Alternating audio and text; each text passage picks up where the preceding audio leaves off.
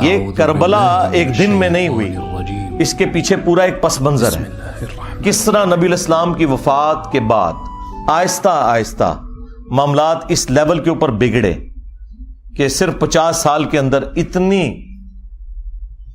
بڑی تبدیلی آئی کہ انسانی تاریخ نے اتنا بھیانک منظر نہیں دیکھا تھا جو ہمیں کربلا میں دیکھنا پڑا، اور اس کی ہیٹ آج تک ہم محسوس کر رہے ہیں۔ یہ ایک دن کے اندر نہیں ہوا، معاملات آہستہ آہستہ بگڑتے چلے گئے۔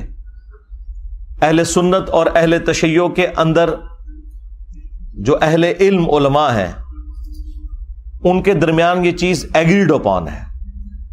اہل سنت جو ہیں وہ سیدنا ابوبکر صدیق رضی اللہ تعالیٰ عنہ کو نبی الاسلام کا سکسیسر مانتے ہیں، اس اعتبار سے نہیں کہ نبی الاسلام نے انہیں اپنا کوئی وصی بنایا ہے۔ نبی الاسلام نے اپنا وصی قرآن کو بنایا تھا، یہ ٹاپک الگ سے ہے، میری اس کے اوپر ویڈیو ہے۔ اس وجہ سے کہ صحابہ کرام نے چنا، اور 6 مہینے کے بعد جب سیدنا علی نے بھی بیعت کر لی، اہل تشیع کہتے ہیں کہ وہ امت کے وسیع تر مفاد کے اندر کی، اور اہل سنت کا موقف یہ ہے کہ نہیں، وہ جسٹیفائی تھی۔ بہرحال at the end of the day اس کے اوپر متفق ہے۔ اور پھر یہ 30 سال کے بعد جب خلافت ملوکیت میں بدلی ہے اور کس طریقے سے معاملات بگڑتے چلے گئے کہ اس کا اینڈ رزلٹ کربلا ہوئی، اس میں ہر ایک ٹاپک متقاضی ہے کہ میں اس کے اوپر گھنٹوں بول سکتا ہوں، لیکن اگر میں بولوں گا تو پھر تو یہ ساری کی ساری مجلس جو ہے یہ تو اگلی اتوار تک بھی نہیں ختم ہونی۔ اس لیے میں نے بس چند ایک باتیں آپ کے سامنے رکھی ہیں تاکہ آپ کا دماغ کھلے کہ ہم نے اس پلیٹ فارم کے ذریعے یہ حق کی آواز کیوں بلند کی ہے۔ اس لیے کہ یہ پلیٹ فارم غدیر خم کے اوپر کھڑا ہے۔ غدیر خم کے موقع پر نبی الاسلام نے قرآن اور اہل البیت دونوں چھوڑے تھے، اس لیے آپ دیکھتے ہیں کہ ہمارے پلیٹ فارم سے قرآن کی توحید کے اوپر 0 ٹالرنس ہے، اسی طریقے سے اہل البیت کے دفاع کے اوپر بھی 0 ٹالرنس ہے بالکل۔ اور جب لوگوں کے پاس جواب ختم ہو گئے ہیں تو لوگ اب قرآن و حدیث کے منکر ہونا شروع ہو گئے ہیں۔ وہ لوگ جو کل تک دوسرے لوگوں کو کہتے تھے کہ جب قرآن و حدیث میں یہ بات لکھی ہوئی ہے تو ہم کیوں نہ مانیں، کیوں نہ بیان کریں، آج ان کے فرقوں کے خلاف جب باتیں قرآن سے، بخاری سے، مسلم سے نکلی ہیں تو منہ چھپاتے پھر رہے ہیں۔ اب اس غم کو تو ہم تو نہیں دور کر سکتے۔ یہ تو ہو نہیں سکتا کہ آپ بخاری اور مسلم سے رفع الیدین کی حدیثیں پیش کریں اور حدیث عمارہ آپ کے گلے میں پھنس جائے، ٹھیک ہے، آپ کے گلے میں تو پھنسے گی نا، ہمارے گلے میں کوئی چیز پھنسے نا تو اس کو نکالنے کے لیے یہ ہم نے 2812 رکھی ہوئی ہے، یہ میں نے اپنی بوٹل کے اوپر لکھ کے لگایا ہوا ہے 2812۔ تو یہ بخاری کی حدیث جو مسلم میں بھی موجود ہے، تقتلہ الفئۃ الباغیہ یدعوہم الی اللہ ویدعونہ الی النار، افسوس اے عمار، تجھے ایک باغی جماعت قتل کرے گی، تو انہیں اللہ اور جنت کی طرف بلائے گا اور وہ جماعت تجھے جہنم کی طرف بلائے گی۔ اب یہ اتنے سخت الفاظ تھے اور ان کے لیے ہضم کرنے مشکل ہو گئے، کیونکہ انہیں فکر لگی کہ پھر لوگ ہم سے پوچھیں گے کہ کس رضی اللہ عنہ نے، کس رضی اللہ عنہ کو خوش کرنے کے لیے عمار رضی اللہ عنہ کو قتل کیا۔ تو انہوں نے بجائے مقتولین کے ساتھ کھڑے ہوتے یہ قاتلوں کے ناموں کے نعرے لگانا شروع ہو گئے، ان کے نام کی کانفرنسز کرنا شروع ہو گئے۔ تو کہتے ہیں جی یہ 5B ریسرچ پیپر کہاں سے آ گیا؟ سرکار جب آپ نعرے لگاؤ گے تو پھر 5B بھی آئے گا، ہاں یہ وہاں سے آیا ہے، یہ آپ نے خود اس کو دعوت دی ہے کہ یہ آئے میدان میں۔ اب یہ پورا ایک ٹاپک ہے کس طریقے سے یہ سارے کے سارے معاملات خلفائے راشدین کے بعد سیدنا علی کے دور میں جنگ جمل، صفین، نہروان، اور اس سے بھی پہلے حضرت عثمان کیوں شہید ہوئے۔ آپ کو تو کہانی کروائی نا انہوں نے کہ جی وہ عبداللہ ابن سبا نے یہ سارا معاملہ خراب کیا تھا، بالکل جھوٹ بولا۔ ایک شخصیت جو حضرت علی کے دور میں سامنے آیا، جسے حضرت علی نے خود قتل کروایا، اس کو پکڑ کے انہوں نے شہادت عثمان کے چکر میں ڈال دیا تاکہ بنو امیہ کو چھپا لیں کہ بنو امیہ کے گورنروں کی وجہ سے حضرت عثمان غنی رضی اللہ تعالیٰ عنہ کے خلاف ان کی رعایا ہو گئی تھی، اور الٹیمیٹلی اس کا انجام ان کی شہادت ہوا۔ اور یہ وہ باتیں ہیں جو بخاری مسلم میں لکھی ہوئی ہیں، میں نے اپنے ریسرچ پیپر میں ساری احادیث وہ جمع کی ہیں، تاریخی روایتیں نہیں، حدیثیں۔ اس کے اوپر پردہ ڈالنے کے لیے انہوں نے باقی معاملات جو ہے نا وہ نئے اجاگر کرنا شروع کر دیے۔ اللہ کے بندو، یہ تو اتنا خطرناک معاملہ تھا کہ یہ معاملہ اس لیول کے اوپر بگڑا ہے کہ صرف بخاری مسلم سے اگر حدیثیں میں آپ کے سامنے رکھوں تو آپ کانوں کو ہاتھ لگائیں گے. صحیح بخاری میں 4108 نمبر حدیث ہے, 4108. تحکیم کے بعد جب ایک معاہدہ فائنل ہونے جا رہا تھا اور نہیں ہو سکا سیدنا علی اور حضرت معاویہ کے درمیان, اس کے بعد جب حضرت معاویہ مدینہ شریف آئے تو انہوں نے وہاں ایک خطبہ دیا. بخاری کے الفاظ ہیں کہ حضرت حفصہ جو تھی, سیدہ حفصہ حضرت عمر کی بیٹی اور عبداللہ ابن عمر کی بہن اور ام المومنین بھی, انہوں نے اپنے بھائی عبداللہ بن عمر سے کہا کہ جاؤ, حضرت معاویہ آئے ہیں تو وہ خطبہ دے رہے ہیں, تمہاری غیر موجودگی کو کہیں فتنہ نہ شمار کر لیا جائے, تو تم جا کے ان کی تقریر سنو. کیونکہ اس وقت پولیٹیکل اختلافات تو چل رہے تھے, تو عبداللہ بن عمر پھر وہ مجبوراً چلے گئے. اور وہاں پہ حضرت معاویہ نے تقریر کرتے ہوئے کہا کہ تم میں جو اس امر خلافت کے اندر خواہش رکھتا ہے نا, وہ اپنا سینگ اٹھائے, میں اس کے باپ سے بھی زیادہ خلافت کا حقدار ہوں, نعوذ باللہ. اور یہ کنایا کیا انہوں نے حضرت عبداللہ بن عمر کی طرف. وہ اگلی جو اس روایت کا حصہ ہے بخاری کا, وہ آپ کو کلیئر کر دے گا.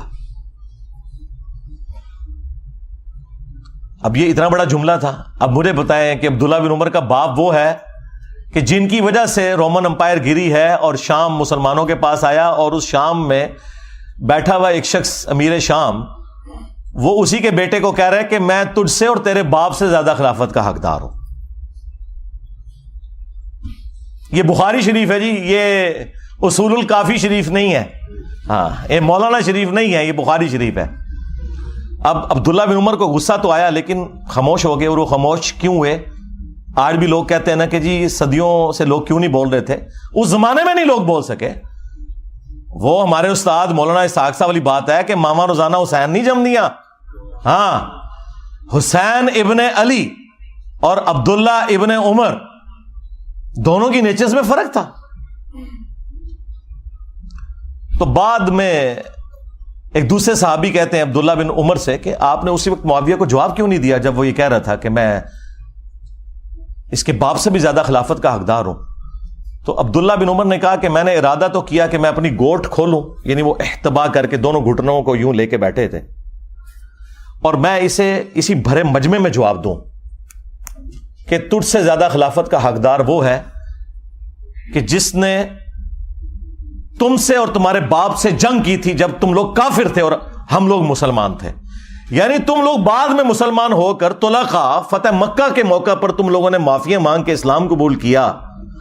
تم لوگ آج آ کے عمر اور اس کے بیٹے کے بارے میں کہہ رہے ہو کہ ہم اس سے زیادہ خلافت کے حقدار ہیں. مجھے بتائیں, جو شخص یہ کہے کہ میں عمر سے زیادہ خلافت کا حقدار ہوں, اس نے علی کی خلافت کہاں سے ماننی تھی؟ یہ اب سنی شیعہ سے مسئلہ اٹھ چکا ہے جی. وہ قصاص عثمان چاہتے تھے, قصاص عثمان چاہنے والا یہ کہے گا کہ میں حضرت عمر سے زیادہ خلافت کا حقدار ہوں, تو انٹینشن تو انہوں نے خود کھول کے بتا دی. اچھا, تو وہ عبداللہ بن عمر کہتے ہیں میں نے ارادہ تو کیا اپنی گوٹ کھولوں اور میں ایسے کہوں کہ تجھ سے زیادہ خلافت کا حقدار اور تیرے باپ سے زیادہ وہ ہے کہ جن لوگوں نے تمہیں مار مار کے اسلام میں داخل کیا ہے. یعنی تم لوگ کافر تھے اور ہم نے تم سے جنگیں لڑی ہیں. اور امام بخاری نے یہ حدیث غزوہ خندق کے چیپٹر میں ڈالی ہے یہ بتانے کے لیے کہ خندق کے موقع پر عبداللہ بن عمر اور حضرت عمر مسلمان تھے اور حضرت معاویہ اور ان کے والد کافر تھے. یہ اس میں سے انہوں نے رزلٹ نکالا ہے. اچھا, اب یہ بڑی حیران کن بات ہے, اسے آپ کرامت سمجھیں یا انٹینشنلی ایسا ہوا. یہ سیم الفاظ صحیح مسلم کے اندر موجود ہیں حضرت عمر کے بھی. ایک تو وہ بخاری میں حدیث ہے نا, جب آپ کو زخم لگے تو آپ نے 6 رکنی کمیٹی بنائی اور کہا کہ میں اپنے بعد اس امر خلافت میں ان 6 بندوں کے سوا کسی کو حقدار نہیں سمجھتا کہ رسول اللہ اپنی وفات تک ان سے راضی رہے. علی, عثمان, طلحہ, زبیر, عبد الرحمن بن عوف اور سعد بن ابی وقاص, ان میں سے کسی کو خلیفہ چن لینا میرے بعد. اور مسلم شریف میں الفاظ ہیں کہ آپ نے خواب دیکھا کہ ایک مرغے نے آپ کو ٹھونگ ماری ہے. اس کے بعد آپ نے جمعے والے دن خطبہ دیا اور اگلا جمعہ آپ کو نصیب نہیں ہوا. بدھ والے دن آپ کی شہادت ہو گئی، اور کہا کہ میں نے خواب دیکھی ہے اور میں نے اس کی تعبیر یہی کی ہے کہ عنقریب مجھے قتل کر دیا جائے گا، اور اگر میں اچانک مارا جاؤں تو اپنی خلافت کو ان 6 بندوں سے باہر نہ جانے دینا کہ جن سے رسول اللہ اپنی وفات تک راضی رہے۔ اس کے آگے بڑے خطرناک الفاظ ہیں کہ تم دیکھو گے کہ ان 6 بندوں کی مخالفت وہ لوگ کریں گے کہ جن کو میں نے اپنے ہاتھوں سے اسلام کے لیے مارا ہوا ہے، اور اگر وہ مخالفت میں سامنے آ جائیں تو سمجھ لینا کہ یہ لوگ اللہ کے دشمن اور کافر ہیں۔ اتنے سخت الفاظ ہیں۔ ہاں جی، اب یہ آپ نے تلاش کرنا ہے یہ اللہ کے دشمن کن کو کہا انہوں نے، کہ جن سے میں نے اسلام کے لیے خود جنگ کی ہے۔ لوگ کہتے ہیں یہ رومنز اور پرشینز کا ذکر ہو رہا ہے، اور رومنز اور پرشینز کو صحابہ کرام نے اپنے مشورے میں شامل کرنا تھا کہ حضرت آپ بتائیں کہ ہم نے کس کو خلیفہ چننا ہے، اور دوسرا رومنز اور پرشینز تو رہے ہی کوئی نہیں تھے، وہ تو گر گئے تھے حضرت عمر کے دور میں۔ یہ آپ اپنے اندر رہنے والے لوگوں کی بات کر رہے تھے کہ یہ وہ لوگ ہیں جن کو ہم نے مار مار کے اسلام میں داخل کیا ہے، اور یہی مخالفت کریں گے ان 6 بندوں کی۔ خیر اس کی ایکسپلینیشن میں علماء پہ چھوڑ دیتا ہوں، میں نے کوئی تشریح کی تو وہ کہیں گے کہ ایتے وچ نہیں سی لکھیا، تون بچو کڈ کے لکھے ایتے وچ تو ٹائم قیامت تک کی کڈ کے دس۔ اچھا مزے کی بات بتاؤں، یہ مسلم شریف کی حدیث جو ہے نا، یہ سیم حدیث سنن کبریٰ البیہقی کے اندر اسی سند کے اوپر ہے 100%، یہ مرغے کی ٹھونگ مارنے والی، اور اس کے اینڈ پہ لکھا ہے کہ سیدنا عمر 26 ذوالحجہ کو شہید ہوئے۔ مسلم شریف کی سند کے اوپر مسلم والی حدیث جو سنن کبریٰ البیہقی میں تھی، اس میں اینڈ پہ الفاظ یہ ہیں، باقی ساری حدیث سیم ہے کہ 26 ذوالحجہ کو شہادت ہوئی بدھ والے دن حضرت عمر فاروق رضی اللہ تعالیٰ عنہ کی۔ تو سرکار یکم محرم کہاں سے نکال لیا؟ مسلم شریف میں 26 ذوالحجہ ہے، ظاہر سند وہی ہے۔ چلیں تاریخ کی بھی کتابیں اٹھائیں تو جتنی صحابہ کرام کے حالات زندگی پہ کتابیں ہیں نا، وہ 3 بڑی بڑی کتابیں ہیں۔ الاستیاب امام ابن عبد البر کی کتاب، اس کے بعد اسد الغابہ ابن اثیر کی کتاب، اور اس کی شرح الاصابہ 8000 صحابہ کے حالات زندگی ابن حجر اسقلانی کی۔ یہ 3 مین کتابیں ہیں، تینوں میں 26 ذوالحجہ لکھا ہے۔ باقی اقوال لکھ کے انہوں نے کہا یہ ثابت نہیں ہے۔ یکم محرم کا تو قول لکھا ہی نہیں ہوا۔ ایک جگہ ہے کہ جب دفنا چکے تھے تو محرم کا چاند نکلا، وہاں پہ بھی یکم محرم شہادت نہیں ہے۔ حضرت عثمان کی بھی بیعت پہلے ہو چکی تھی، اتنا بڑا جھوٹ بولا۔ ادھر غدیر خم کی ڈیٹ انہوں نے 18 ذوالحجہ کو حضرت عثمان کی شہادت کے ساتھ جوڑ دیا، حالانکہ حضرت عثمان غنی رضی اللہ تعالیٰ عنہ کی شہادت 18 ذوالحجہ کو ہوئی نہیں ہے۔ ان ساری کتابوں میں آپ نکال کے دیکھیں تو آپ کو 18 ذوالحجہ کی ڈیٹ نہیں ملے گی، 12 ذوالحجہ کی ملے گی۔ ہر معاملے میں جہاں جہاں مولوی گھس سکتا تھا نا، اس نے گھسنے کی کوشش کی ہے، اور میں نے الحمدللہ مسلم شریف سے مولانا شریف کو باہر نکالا ہے۔ جیسے وہ جب تک آپ کتے کو باہر نہیں نہ نکالتے کنویں سے، تو ڈول نکالنے سے وہ پاک نہیں ہوتا۔ تو یہ مسلم شریف میں الفاظ تھے کہ حضرت عمر نے کہا یہ 6 بندے ایسے ہیں کہ ان کی مخالفت وہ لوگ کریں گے جن کو میں نے اسلام کی خاطر مارا ہوا ہے۔ سیم الفاظ وہی حضرت عبداللہ بن عمر نے ریپیٹ کیے۔ حدیث ختم نہیں ہوئی بخاری کی، آگے الفاظ ہیں کہ عبداللہ بن عمر کہتے ہیں کہ میں نے ارادہ تو کیا تھا یہ ساری باتیں کروں، تو پھر مجھے جنت کی نعمتیں یاد آ گئیں اور میں نے انہی پر اکتفا کر لیا، اور پھر میں خون ریزی اور فتنے کے ڈر سے خاموش ہو کر اپنے معاملات کو میں نے اسی کے اوپر اکتفا کر لیا۔ وہ حدیث کا راوی کہتا ہے کہ عبداللہ بن عمر نے خاموش ہو کر اپنی جان بھی بچا لی اور اپنی عزت بھی بچا لی۔ ایک ماموں نے دوسرے ماموں سے اپنی جان اور عزت بچائی۔ ابھی عبداللہ بن عمر بھی تو ماموں ہے نا، جب انہوں نے رشتے اس طرح کے نکالے ہوئے ہیں تو عبداللہ بن عمر ماموں نہیں ہے، وہ خال المومنین نہیں ہے۔ تو وہ کہتے ہیں کہ عبداللہ بن عمر نے اپنی جان بھی بچا لی اور عزت بھی بچا لی۔ یعنی اس وقت کیسی کیٹاسٹرافک کنڈیشن تھی کہ لوگوں کو اپنی جان سے بھی ہاتھ دھونا پڑتا تھا۔ تو سرکار لوگ کہتے ہیں کہ بھی سارے حسین ابن علی کی طرح کیوں نہیں اکٹھے ہو گئے، اپنے بال بچوں کے ساتھ کیوں نہیں سامنے آ گئے؟ ایسا ہو نہیں سکتا میرے بھائی۔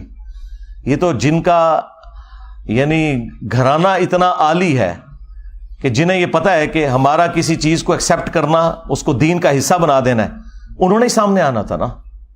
باقی لوگوں نے کہاں سے آنا تھا؟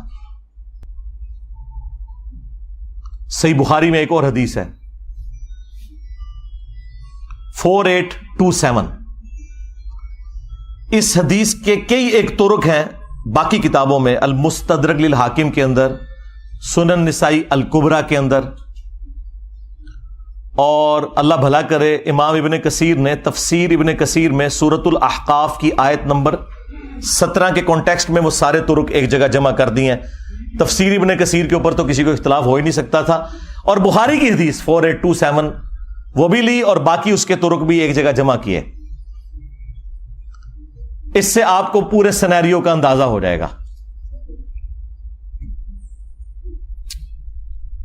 مروان بن حکم جب مدینے کا گورنر بنا تو بخاری کے الفاظ ہیں کہ اس نے ایک دن خطبے میں یزید ابن معاویہ کا ذکر کرنا شروع کیا اور کہا کہ اللہ تعالیٰ نے امیر المومنین حضرت معاویہ کو یہ بات سجھائی ہے، وہ امت کے وسیع تر مفاد کے اندر اپنے بعد یزید ابن معاویہ کو خلیفہ بنانا چاہتے ہیں. یعنی ابھی حضرت معاویہ زندہ ہیں اور بیعت لے رہے ہیں اپنے بیٹے کے لیے. اب بخاری میں بس اتنے الفاظ ہیں کہ جب اس نے یہ بات کی نا تو عبد الرحمن بن ابی بکر کھڑے ہوئے اور انہوں نے کچھ کہا.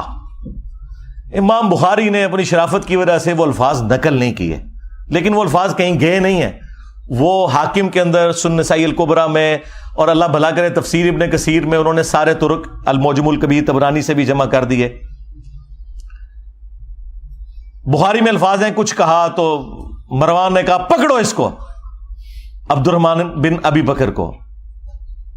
تو وہ بھاگ کر حضرت عائشہ کے حجرے میں چھپ گئے. مسجد نبوی کے ساتھ ہی تھا حجرہ عائشہ، اور یہ حضرت عائشہ کے بھائی بھی لگتے تھے، اور جو ہمارے سب کانٹیننٹ میں کہا جاتا ہے نا سگے بھائی، کہ ماں اور باپ دونوں ایک. عرب میں تو باپ ایک ہونا تو سگا ہو جاتا ہے. یہ عبد الرحمن بن ابی بکر وہ ہیں کہ جو والدہ ہیں ان کی اور والد دونوں وہی ہیں جو سیدہ عائشہ کے والدین ہیں.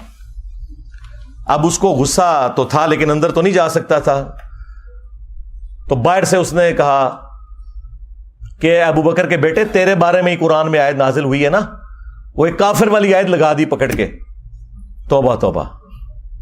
یہ ہیں آل امیہ کی چاکری کرنے والے لوگ، کہ تیرے بارے میں آیت نازل ہوئی تھی نا کہ یہ کہتا ہے کہ اپنے ماں باپ کو کہتا ہے کہ تم لوگ جو مجھے یہ کہتے ہو کہ مرنے کے بعد دوبارہ زندہ کیا جاؤں گا، تو یہ اگلے لوگوں کی کہانی ہے. یہ قرآن کو جو اگلے لوگوں کی کہانیاں کہتا تھا نا ابو بکر کے بیٹے، تو ہے وہ.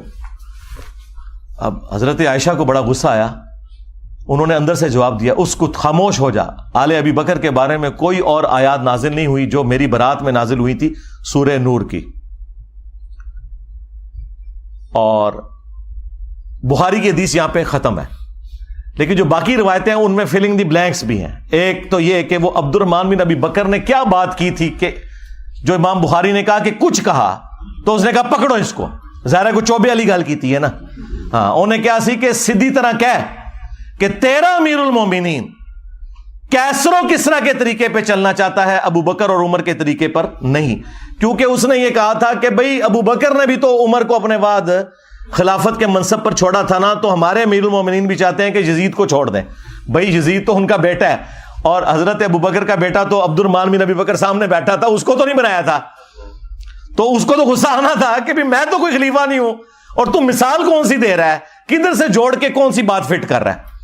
تو ان کا سیدھی طرح کیا کیسر و کسرا کے طریقے پہ چل رہے ہو. رومنز اور پرشینز وہ بادشاہ اپنے بیٹوں کو نامزد کیے کرتے تھے. اب یہ بات اس کو لگ گئی، ان کا پکڑو انہوں. اور وہاں پہ تو ہے نا کہ حضرت عائشہ نے کہا خاموش ہو جا، آل ابی بکر کے بارے میں تو سورہ نور نازل ہوئی ہے. باقی کتابوں میں حافظ ابن کثیر نے نقل کیا کہ پھر حضرت عائشہ نے اس کو پھر ایک پھکی نہیں پھکا دیا اور کہا مروان تیرے بارے میں اللہ کے نبی علیہ السلام نے فرمایا تھا جب تو اپنے باپ کی پشت میں تھا کہ حکم پر لعنت، اس کی اولاد پر لعنت، تو اسی لعنت کا ٹکڑا ہے. اور نظر آ گیا. اس سے آپ کو یہ سارے کے سارے معاملات کلیئر ہو جائیں گے. یعنی یہ سٹیپ وائز چیزیں چلی ہیں، اور یہ میں تو آپ کو بخاری شریف بیان کر رہا ہوں، ٹھیک ہے، مسلم شریف بیان کر رہا ہوں. معاملات کس لیول تک بگڑے ہیں. مسلم شریف میں حدیث ہے 4776، عبداللہ بن عمر بن عاص خانہ کعبے کے سائے میں بیٹھے میں، اور لوگوں کو حدیث سنا رہے ہیں کہ اپنے امیر کی اطاعت کرو. اطاعت امیر کے اوپر حدیثیں سنا رہے ہیں. ایک تابعی عبد الرحمن بن عبد رب کعبہ کعبے کے سین میں داخل ہوتا ہے اور وہ جب ان کی گفتگو سنتا ہے تو کہتا ہے کہ حضرت یہ حدیث آپ نے خود نبی علیہ السلام سے سنی تھی کہ حکمرانوں کی اطاعت کرنی ہے؟ ان کا ہاں، میرے کانوں نے سنا، میری آنکھوں نے نبی علیہ السلام کو دیکھا، میرے دل نے آپ کی بات یاد کی. آگے تو اس نے ایسی بات کر دی کہ وہ ایکسپیکٹ نہیں کر رہے تھے. انہوں نے کہا آپ تو ہمیں کہہ رہے ہیں کہ امیر کی اطاعت کرو، اور آپ کے چچا کا لڑکا معاویہ ابن ابی سفیان جو ہمارا حکمران ہے وہ تو ہمیں حکم دیتا ہے کہ ہم لوگوں کو ناحق قتل کریں اور حرام طریقے سے ان کا مال ہڑپ کریں، جبکہ قرآن میں اللہ تعالیٰ فرماتا ہے سورہ النساء کی آیت نمبر 29 تابعی نے کوٹ کر دی کہ ایک دوسرے کا مال ناحق طریقے سے ہڑپ مت کرو اور ایک دوسرے کو قتل نہ کرو. اب آپ ہمیں بتائیں کہ ہم اللہ کی بات مانیں یا اپنے حکمران کی بات مانیں، معاویہ ابن ابی سفیان کی. اب عبداللہ بن عمرو بن عاص تھوڑی دیر کے لیے خاموش ہو گئے. پھر انہوں نے سر اٹھا کر کہا کہ آندھا سے انجینئر کو نہیں دیکھنا. یہ نہیں کہا، میں جوک کے طور پہ کہہ رہا ہوں. انہوں نے کہا کہ معاویہ کی اطاعت کرو ان کاموں میں جس میں تمہیں اللہ کے مطابق چلائے، اور جس میں وہ اللہ کی نافرمانی کا تمہیں کہے تم اس کی نافرمانی کرو. یہی ایٹیچیوڈ ہونا چاہیے. یعنی یہ آپ کو دور حکومت کے اندر جو ایک معاملات ہے نا، وہ بھی اندازہ ہونا شروع ہو گیا کہ کس لیول کے اوپر معاملات بگڑ چکے ہوئے تھے. پھر صلح حسن کے حوالے سے بھی باتیں کرتے ہیں، وہ بھی آپ میرے اس میں ہی پڑھ لیجئے گا، میری ویڈیوز بھی ریکارڈ ہیں. کربلا کے بعد کون سی صلح حسن رہ گئی؟ حسن ابن علی نے اس لیے صلح کی تھی کہ آپ انہیں زہر دے دیتے. المصنف ابن ابی شیبہ میں موجود ہے، زہر دیا گیا. اور ابو داؤد میں تو اتنی رکت انگیز حدیث ہے کہ پھر دربار شام میں اس چیز کی خوشی منائی گئی. ہاں ظاہر ہے جب آپ غم نہ کریں تو اسے خوشی منانا ہی کہا جائے گا نا. الٹا کوئی غم کی بات کر رہا ہے آپ اسے ٹوک دیں. مقدام بن مادی کر بیٹھے ہوئے ہیں، یہ حدیث مسند احمد میں بھی ہے اور سنن ابی داؤد میں بھی. شیخ زبیلی زئی اور شیخ ناصر الدین البانی دونوں نے اس حدیث کو ٹھیک کہا ہے.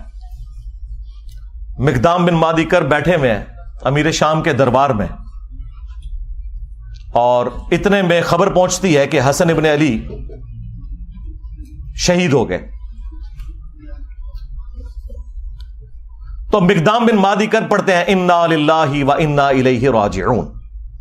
ظاہر ہے عام مسلمان کی موت پہ بھی آپ نے یہی پڑھنا ہے.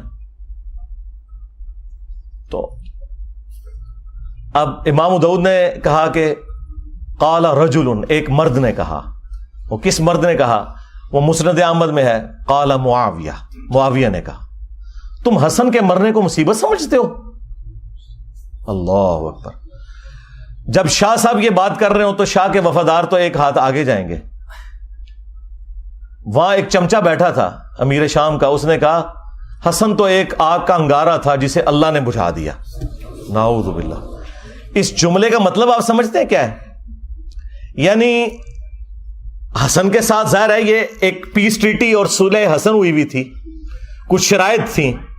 تو آگ کا انگارہ اس لیے تھا کہ کسی بھی وقت ان شرائط کے ٹوٹنے کے اوپر حسن قیام کر سکتے ہیں، جو ان سے ہم نے وعدہ خلافیاں بھی کی ہیں اتنی زیادہ، سوائے ایک خمس ملتا تھا، باقی تو کوئی بھی شرط پہ عمل نہیں ہوا. تو حسن آگ کا ایک انگارہ تھا جسے اللہ نے بجھا دیا. اب یہ بات حضرت مقدام بن مادی کرب نے جب سنی تو انہیں تو لگ گئی آگ. انہوں نے کہا کہ معاویہ تم نے مجھ سے ایسی بات کی ہے جس سے مجھے تکلیف ہوئی ہے. اللہ کی قسم میں اس وقت تک یہاں سے نہیں اٹھوں گا جب تک تمہیں بھی اسی طرح تکلیف نہ دوں. اور معاویہ اگر میں سچ بولوں تو میری تصدیق کرنا، اور اگر جھوٹ بولوں تو کہہ دینا کہ میں جھوٹ بول رہا ہوں. پھر انہوں نے کہا کہ اے معاویہ کیا اللہ کے نبی علیہ السلام نے یہ نہیں فرمایا تھا کہ چیتوں اور درندوں کی کھالیں ان کو پہننے ان کو اوڑھنے سے کیا اللہ کے نبی علیہ السلام نے منع نہیں فرمایا تھا؟ کیا اللہ کے نبی صلی اللہ علیہ وآلہ وسلم نے سونے چاندی کے جو برتن ہیں ان کو استعمال کرنے سے منع نہیں فرمایا تھا؟ اب وہ جو حرمت والی چیزیں وہ گنواتے چلے گئے اور حضرت معاویہ تصدیق کرتے چلے گئے، اور اینڈ پہ پتا انہوں نے کیا بولا؟ انہوں نے کہا یہ سارے حرام کام تیرے گھر میں ہو رہے ہیں، ٹھیک ہے، یعنی تیرے اپنے گھر کی حالت یہ ہے اور تو حسن ابن علی کے بارے میں بات کر رہا ہے۔ اور پھر انہوں نے ایک جملہ بولا کہ میں حسن کی موت کو مصیبت کیوں نہ جانوں کہ اللہ کے نبی علیہ السلام اپنے زانوں پر ایک طرف حسن ابن علی کو بٹھاتے تھے، دوسری طرف حسین ابن علی کو، اور کہتے تھے حسن مجھ سے ہے، حسین علی سے ہے۔ اب یہ ساری کی ساری عزت افزائی انورٹڈ کاماز میں جب کروائی امیر شام نے، تو انہوں نے کہا مقدام مجھے پتا تھا میں باتوں میں تم سے نہیں جیت سکتا، اور پھر انہوں نے کہا کہ لاؤ مال و دولت مقدام کو بھی دو، ان کے ساتھیوں کو بھی دو۔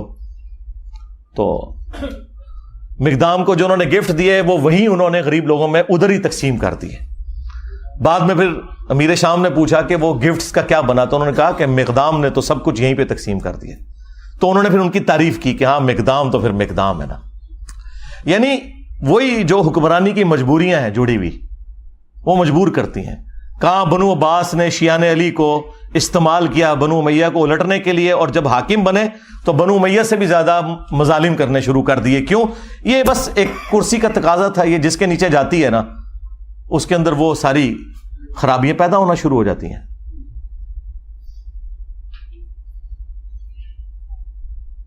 اور ادھر مجھے کریٹیکل ایک بات یاد آ گئی، اکثر آپ لوگ سنتے ہوں گے کہ جی وہ انجینئر صاحب خام خواہ الزامات لگاتے ہیں کہ بنو امیہ کے ممبروں سے سب و شتم ہوتا تھا۔ میں نے تو کافی ان کو روایتیں دکھائی ہیں، اس میں بھی کافی ساری، میری ویڈیو بھی ریکارڈ ہے۔ ایک مسلم کی حدیث جو بخاری میں بھی موجود ہے، وہ سارے کے سارے پول کو کھول دیتی ہے ان کی، کہ آل مروان میں سے ایک بندہ مدینے کا گورنر بنا،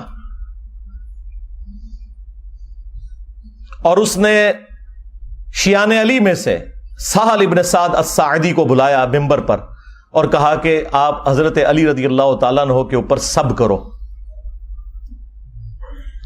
اور جب انہوں نے انکار کیا تو کہا کہ چلو تم یوں کہہ لو لعن اللہ ابو تراب، نعوذ باللہ، ابو تراب پر لعنت ہو، نعوذ باللہ۔ یہ بنو امیہ ابو تراب نام کو نا حقارت کے طور پر مٹی والا۔ تو حضرت سہل ابن سعد نے کہا لگایا، انہوں نے کہا کہ علی تو اس نام سے بڑے خوش ہوتے تھے، یہ تو نبی علیہ السلام نے ان کی کنیت ابو تراب رکھی ہوئی تھی۔ تو وہاں پہ الفاظ ہے لعن اللہ ابو تراب، یعنی ابو تراب کہنا اور لعنت کے ساتھ۔ یہ کہتے ہیں سب کا مطلب تنقید ہے، تو امام مسلم نے سب کا ترجمہ خود کر دیا ہوا ہے، یہ بتا کے یہ لعن اللہ ابو تراب کہتے تھے۔ اب آ جائیں وہ حدیث 6220 امیر شام کے دربار میں حضرت سعد ابن ابی وقاص کو امیر شام کہتے ہیں کہ تجھے کون سی چیز روکتی ہے؟ الفاظ ہے امر معاویہ، معاویہ نے حکم دیا، تو سعد ابن ابی وقاص نے کہا کہ میں کبھی بھی علی کے اوپر سب یعنی کہ لعنت نہیں کروں گا، کیونکہ دوسری حدیث میں لعنت کے الفاظ موجود ہیں۔ تو انہوں نے کہا تمہیں کون سی چیز روکتی ہے کہ تم ابو تراب کے اوپر سب نہیں کر رہے؟ ابو تراب، اور یہ وابیوں کا جو ابا ہے نا ابن تیمیہ، اس نے اس روایت کو منہاج السنہ میں کوٹ کیا ہے، اور اس نے خود مانا ہے، اس نے فلنگ دی بلینکس کیا ہے کہ ماموں نے حکم دیا تھا سب کروانے کا، ان کا ابا مان کے گیا۔ اب یہ پتہ نہیں کیوں نہیں اپنے ابے کو مانتے، مسلم شریف میں لکھا ہوا تھا۔ تو حضرت سعد نے کہا کہ میں نے 3 باتیں علی کے بارے میں ایسی سنی ہے کہ مجھے ایک بھی مل جاتی نا سرخ اونٹوں سے بہتر تھا۔ سن معاویہ، غزوہ تبوک کے موقع پر نبی علیہ السلام نے عورتوں اور بچوں پر اپنا جانشین چھوڑا مولا علی کو، اور یہ پہلا اور آخری موقع تھا کہ کسی جنگ میں مولا علی شریک نہیں ہو رہے تھے، تو ظاہر ہے وہ افسردہ تھے، رو پڑے۔ نبی علیہ السلام نے ان کی دلجوئی کے لیے فرمایا کہ اے علی، کیا تو اس بات پہ راضی نہیں کہ تیری میرے ساتھ وہی نسبت ہے جو ہارون کی موسیٰ کے ساتھ، مگر میرے بعد کوئی نبی نہیں۔ اس کا مطلب آپ کو پتا ہے کیا ہے؟ 2 مطلب۔ قرآن میں حضرت موسیٰ علیہ السلام کے سب سے قریبی ساتھی کون تھے؟ ان کے بھائی ہارون، اور وہ پیغمبر بھی ہوئے۔ اس اعتبار سے نبی علیہ السلام کا سب سے قریبی ساتھی کون ہوا؟ سیدنا علی. لیکن چونکہ ختم نبوت ہے اس لیے وہ نبی نہیں ہے, امتی نبی بھی نہیں ہے. تو اگر مولا علی امتی نبی نہیں ہے تو غلام احمد قادیانی دجال تے شاہی کوئی نہیں. یہ حدیث ختم نبوت کے اوپر بھی پیرا دے رہی ہے, صرف مولا علی کی شان بیان نہیں ہو رہی, ختم نبوت پہ بھی پیرا دینے والی حدیث ہے. سن معاویہ, دوسرا موقع خیبر کا. نبی علیہ السلام نے فرمایا کل میں اس شخص کے ہاتھ میں جھنڈا دوں گا جو اللہ اور اس کے رسول سے محبت کرتا ہے اور اللہ اور اس کا رسول اس سے محبت کرتے ہیں. ہم پوری رات ایڑیاں اٹھا کے دیکھتے رہے کہ وہ خوش نصیب کون ہے. بلکہ مسلم میں تو الفاظ ہیں, حضرت عمر کہتے ہیں مجھے پوری زندگی اس بات پہ رشک رہے گا علی کے اوپر کہ وہ جھنڈا مجھے کیوں نہیں ملا, علی کو مل گیا. اس سے پہلے مجھے کبھی خواہش نہیں پیدا ہوئی تھی.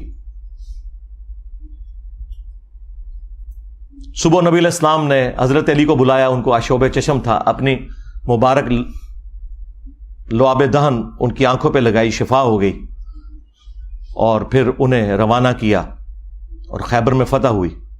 اور تیسرا موقع جب نجران کے کرسچنز آئے نبی علیہ السلام کی بارگاہ میں, سب دلائل سامنے رکھ دیے, پھر بھی وہ ہٹ درمی پر اترے, تو آیت مباہلہ نازل ہوئی, ندعو ابناءنا ابناءکم ونساءنا ونساءکم وانفسنا وانفسکم ثم نبتہل فنجعل لعنت اللہ علی الکاذبین. اے نبی ان سے کہو اپنے بیٹوں کو لے آؤ, ہم بھی اپنے بیٹوں کو لے آتے ہیں, تم بھی اپنی عورتوں کو لے آؤ, ہم بھی اپنی عورتوں کو لے آتے ہیں, تم خود آ جاؤ, ہم خود آ جاتے ہیں, اور پھر اوپن میدان میں اللہ کے حضور دعا کرتے ہیں کہ جھوٹوں پہ اللہ کی لعنت ہو. اور نبی علیہ السلام نکلے مولا علی, حسن, حسین اور فاطمہ کو لے کر. حالانکہ آپ کی 9 بیویاں تھیں, ان کو نہیں لے کر آئے, وہ بھی اہل البیت ہیں, لیکن یہ اسپیشل پروٹوکول. اور کہا اللہم ہاؤلائی اہل بیتی, اے اللہ یہ میرے اہل البیت ہیں. یہ 3 فضائل دربار شام میں بیان کیے حضرت سعد ابن ابی وقاص نے, اس بات کی دلیل پر کہ میں مولا علی پہ کبھی بھی سب و شتم نہیں کروں گا. امام نووی جو ہے نا اہل سنت میں, اس کی آخری کوشش ہوتی ہے کسی طریقے سے نا بنو امیہ کے اوپر پردہ ڈالے. یہاں اس نے پتہ کیا پردہ ڈالنے کی کوشش, اس نے کہا کہ وہ اصل میں میر شام یہ کہہ رہے تھے کہ مجھے کوئی علی کے فضائل سناؤ, کیونکہ یہ لوگ گالیاں دیتے ہیں, میں ان کو قائل کروں. حالانکہ واضح الفاظ تھے امر معاویہ, معاویہ نے حکم دیا اور سعد نے انکار کیا. چلیں جھوٹ تو پکڑا جاتا ہے. یہ سیم حدیث خصائص علی والے چیپٹر میں سن نسائی الکبریٰ میں اسی سند کے ساتھ مسلم شریف والی سند کے اوپر موجود ہے. اس میں آگے الفاظ ہیں, سعد ابن ابی وقاص کا بیٹا کہتا ہے پھر جتنے دن حضرت معاویہ مدینہ شریف میں رہے, حضرت علی کی تنقیص کا ایک جملہ اپنی زبان سے نہیں نکالا. میرے باپ نے اس طرح کا ڈانٹا تھا ان کو, تو پتہ چل گیا کہ ڈانٹا تھا. بلکہ اسی کتاب میں خصائص علی والا جو چیپٹر ہے سنن نسائی الکبریٰ کا, سعد ابن ابی وقاص کہتے ہیں کہ اگر یہ لوگ بنو امیہ کے لوگ میرے سر کے درمیان آرا رکھ دیں اور مجھے یہ کہیں کہ تیرے 2 ٹکڑے کر دیے جائیں گے, تو علی کے بارے میں کوئی غلط جملہ اپنی زبان سے نکال, تو میں اپنے 2 ٹکڑے کروا لوں گا. میں علی کے بارے میں ایک جملہ بھی ایسا نہیں بولوں گا ان کی تنقیص کا, جو کچھ میں نے رسول اللہ سے اپنے کانوں سے علی کی شان میں سن رکھا ہے. صلو علی محمد وعلی محمد, اللہم صلی علی محمد وعلی آل محمد واصحاب محمد وازواج محمد اجمعین الی یوم الدین. مسند احمد میں ایک حدیث ہے, مولا علی علیہ السلام کہتے ہیں کہ ایک دن میں رسول اللہ کی خدمت میں حاضر ہوا اور میں نے دیکھا کہ آپ نے حسین ابن علی کو اٹھایا ہوا ہے اور زار و کتار آپ کی آنکھوں سے آنسو رواں ہے. تو میں نے کہا یا رسول اللہ میرے ماں باپ آپ پر قربان, آپ کو کس نے غمگین کر دیا؟ بلکہ یہ حدیث جو سٹارٹ ہوتی ہے نا کہ نینوا نامی ایک مقام تھا, جنگ صفین پر جاتے ہوئے مولا علی علیہ السلام اپنی سواری پر یہ کہہ رہے ہیں اصبر یا ابا عبداللہ, اے ابو عبداللہ صبر کرنا. تو ساتھی کہتے ہیں کہ حضرت یہ آپ کس سے باتیں کر رہے ہیں؟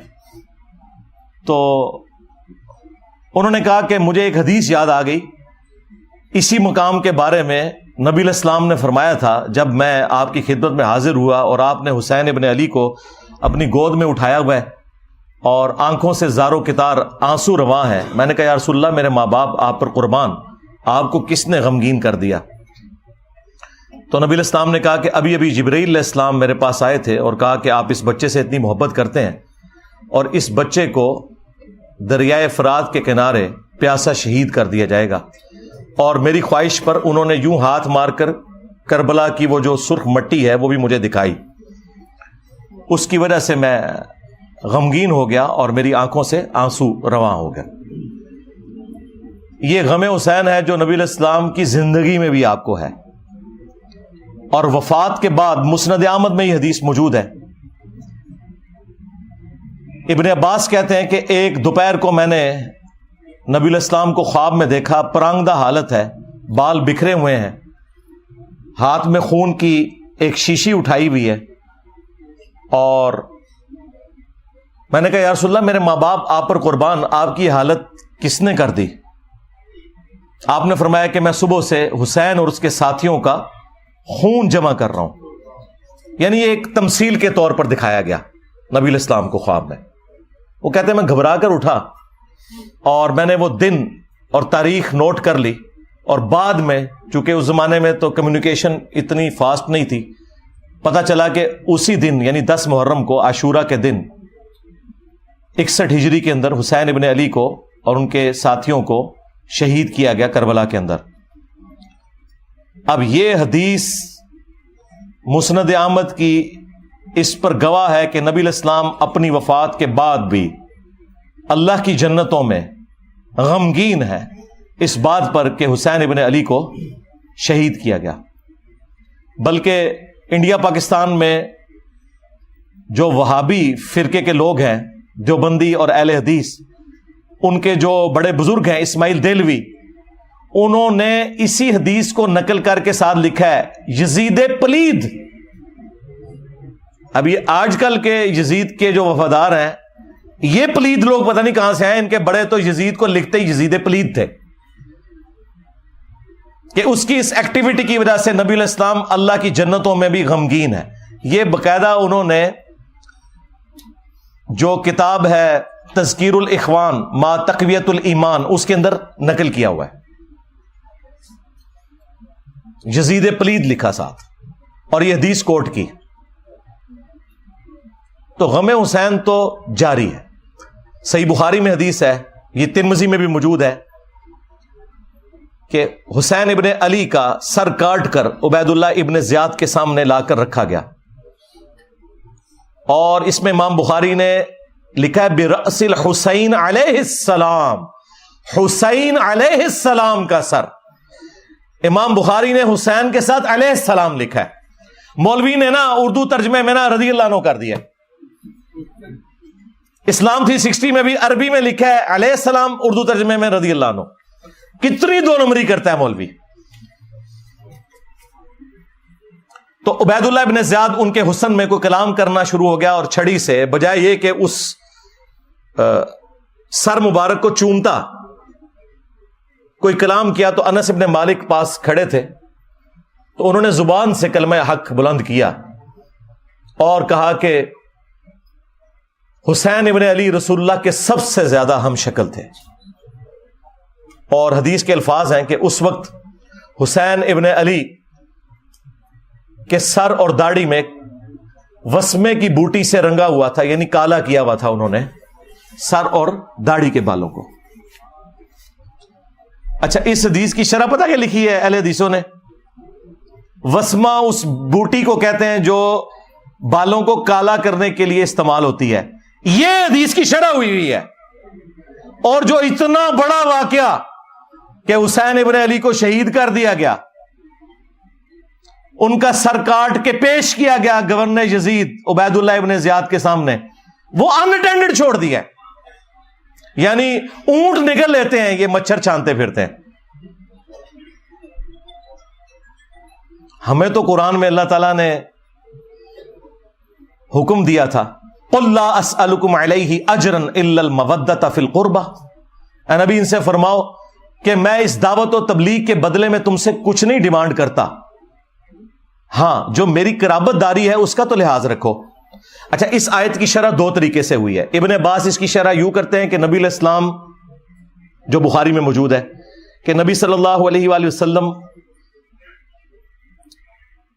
کے جو رشتہ دار تھے، جو دوسرے قبیلے کے لوگ تھے، انہیں اس حوالے سے کہا گیا کہ تم اپنی قرابت داری کا تو لحاظ رکھو، تم تو اتنے مہمان نواز ہو، تو یہ تو تمہارے اپنے قبیلے سے ہیں۔ اور ایک تشریح اس کی یہ کی گئی کہ نبی علیہ السلام کی دعوت و تبلیغ کے عوض ان کے اہل البیت کے ساتھ مودت رکھی جائے۔ یہ عبداللہ ابن عباس کے شاگرد نے اس کی تشریح کی۔ ہمارے نزدیک یہ دونوں درست ہیں۔ جب کافروں سے کہا جا رہا ہے کہ میری رشتہ داری کا خیال رکھو، تو مسلمانوں سے تو بدرجہ اولا کہا جائے گا کہ تم میری رشتہ داری کا خیال رکھو، کیونکہ اس گھر سے سب کو دین ملا۔ اور اس کو سپورٹی بخاری میں سیدنا ابو بکر کا قول ہے، اور نقل کون کر رہے ہیں؟ عبداللہ ابن عمر، جن کے بارے میں بخاری میں آتا ہے کہ ان سے کسی عراقی نے مسئلہ پوچھا کہ احرام کی حالت میں مچھر یا مکھی کو مار دیں تو کیا کفارہ ہے؟ انہوں نے کہا کہ یہ پوچھنے والا کون ہے؟ ان کا یہ اہل عراق سے ہے، اور ظاہر عراق اس وقت شام کا صوبہ تھا۔ بعض لوگ کہتے ہیں عراقیوں نے مار دیا، شیعان علی نے مار دیا، اور بھائی شام میں وفاقی حکومت تھی اور یہ صوبائی حکومت تھی، انہی کے انڈر تھی۔ اے عراقیوں، تم مجھ سے مکھی اور مچھر کا مسئلہ پوچھتے ہو، تم نے تو اللہ کے نبی کے نواسے کو قتل کر دیا، جن کے بارے میں نے نبی علیہ السلام سے سنا تھا کہ حسن و حسین دنیا میں میرے دو پھول ہیں۔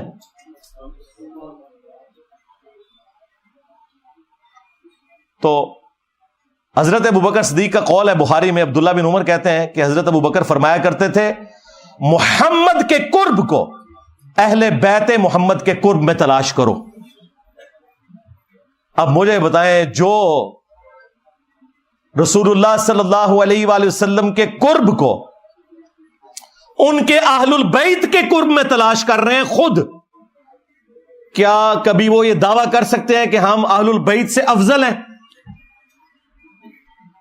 اللاجیکل بات ہے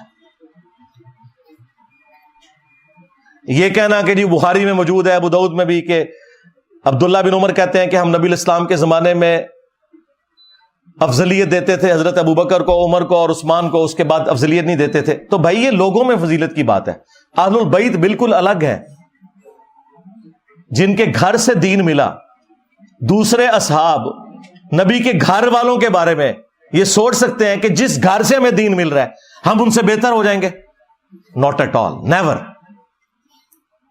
جب لوگوں میں افضلیت کی بات ہو رہی ہے تو وہ ادر دین اہل البیت ہے علیہم السلام اجمعین۔ اور پھر المستدرک للحاکم میں حدیث موجود ہے، نبی علیہ السلام نے فرمایا، اگر کوئی شخص پوری زندگی حجر اسود اور مقام ابراہیم کے درمیان نمازیں پڑھتا رہے اور روزے رکھتا رہے، اسی حالت میں مرے نیکوکاری میں، لیکن ہم اہل البیت کا بغض اس کے دل میں ہوا، تو اللہ تعالیٰ اسے ضرور جہنم کی آگ میں داخل کرے گا، وَلِعَوْذُ بِاللَّهِ تعالیٰ۔ یہ کہتے ہیں جی کربلا کیوں ڈسکس کرتے ہیں جی؟ کیا آخرت میں پوچھا جائے گا؟ جی پوچھا جائے گا۔ جب آپ کی جنت اور جہنم کا فیصلہ اہل البیت کی محبت پر ہو رہا ہے تو پوچھا نہیں جائے گا؟ اور آپ تو ہمیں خود ہی سنایا کرتے تھے فضائل صحابہ احمد بن حنبل کی کتاب میں، وہ روایت جہاں سے میں نے سٹارٹ لیا، اور شیعہ کے ہاں نہج البلاغہ میں، کہ حضرت علی کی محبت میں غلوب کر کے دو فرقے جہنم میں چلے جائیں گے اور دو گمراہ ہو جائیں گے، ایک ان کی محبت میں غلوب کر کے، ایک ان کی دشمنی میں۔ تو جب آپ خود جنت اور جہنم کا فیصلہ سیدنا علی اور اہل البیت کی محبت پہ کرتے تھے، اس وقت صرف اتنا ہی تھا کہ آپ نے دوسروں کو کہنا تھا رافضی اور اپنے آپ کو ناصبی ماننے سے انکار کرنا تھا۔ تو یہ آپ نے دو نمبریاں کی ہیں، اس کا رزلٹ پھر اسی شکل میں نظر آنا تھا۔ جب گمراہی بڑے لیول کی اٹھتی ہے نا تو پھر کوئی بڑے لیول کی بلا چاہیے ہوتی ہے۔